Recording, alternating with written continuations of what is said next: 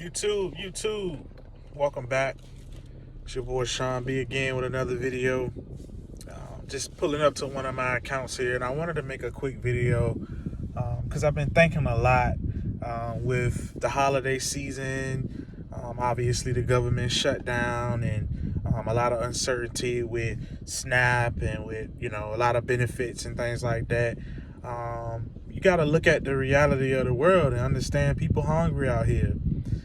In more ways than one, right? No pun intended. But I bring that up and I say that to say always be mindful of your surroundings. So in this video, I'm going to give y'all 3 tips on how to stay safe when you're servicing your accounts.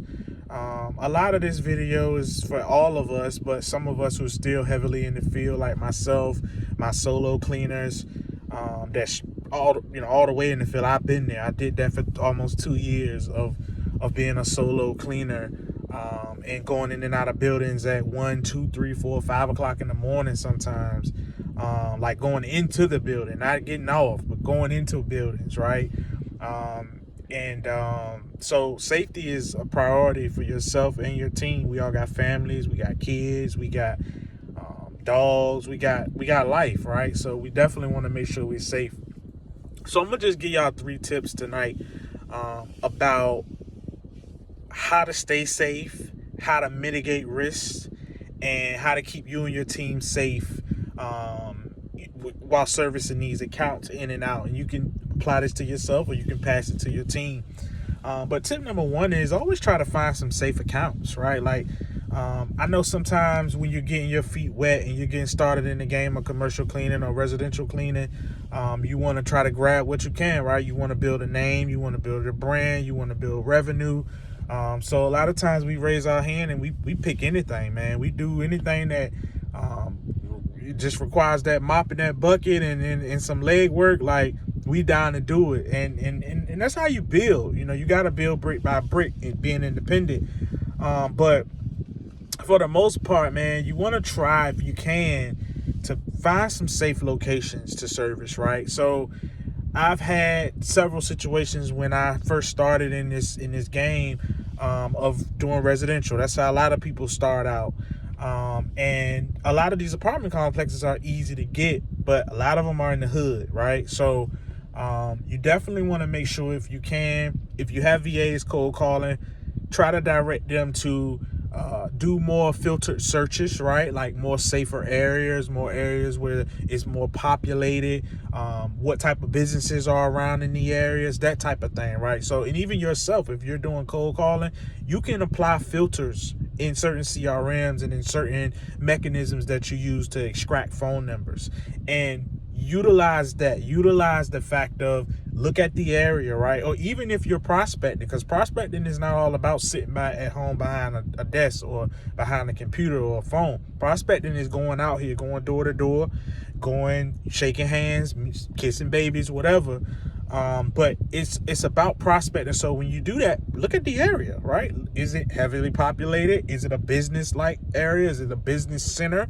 Or is it in the hood, right? Do you see crackheads out here? Do you see whatever it may be, right? That will deter you from feeling safe. Look for those things. The same way I know me and my lady, we would go out before we moved into an apartment. We'll go out at night, right? And see, okay, well, we see what it's like. We see the rent. We see this. Let's go out there at 8 o'clock on a Friday night and see what's going on, right? That gives you a good gauge on what you're moving into. You need to apply the same thing for business, because you got to understand you're servicing these accounts.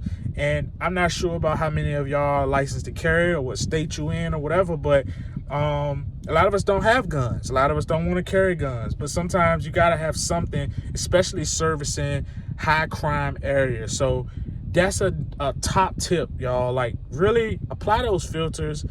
Try to find safe areas to service, safe accounts to service. If it's apartment complexes, try to do those filters, and that will kind of help you gauge if you even want to service it, if it's worth the trouble, if it's dangerous, if it's not.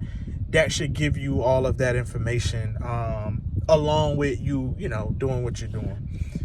Tip number 2, always make sure your building is secure and you're aware of your surroundings, right? So when you first pull up to an account, you need to circle that account. I know a lot of times for me, one of my accounts here is a church that I do 2 nights a week, and it's not a bad area, and I get in at a decent time and I get out. But sometimes, you get busy, things happen. You being a solo entrepreneur, sometimes you make your own schedule, so you can come in anytime, long as it's done by the next day. But I circle the parking lot just to make sure. I check and see if any lights are on, and anything that looks funny, I'm not going in there. If a light is on, if the security alarm is not set, things like that you want to pay attention to.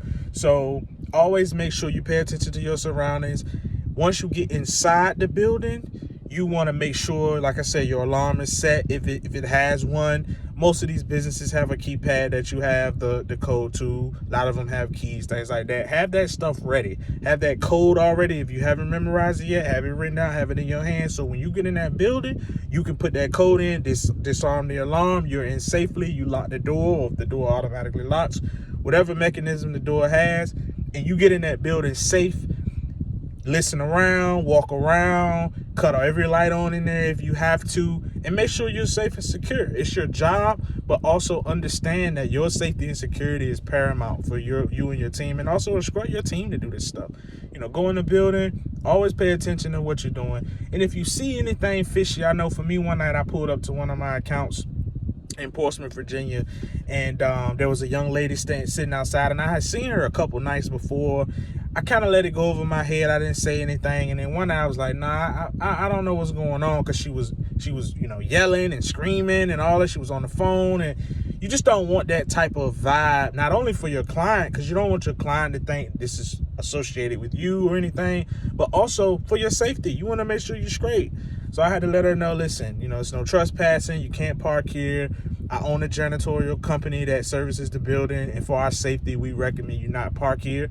The next morning, I followed up with the manager, with the office manager there. I let her know that I had a conversation with her, and made her aware, things like that, and she was cool with it. You know what I mean? So always, if you got to do stuff like that, it's not being the police, it's not being arrogant, rude, it's your safety. Because if her boyfriend comes, right, or whatever, you don't know what it is, and you're in that building by yourself, or your team member is, you come out, you don't know what's going on. So you need to make somebody aware of that, right?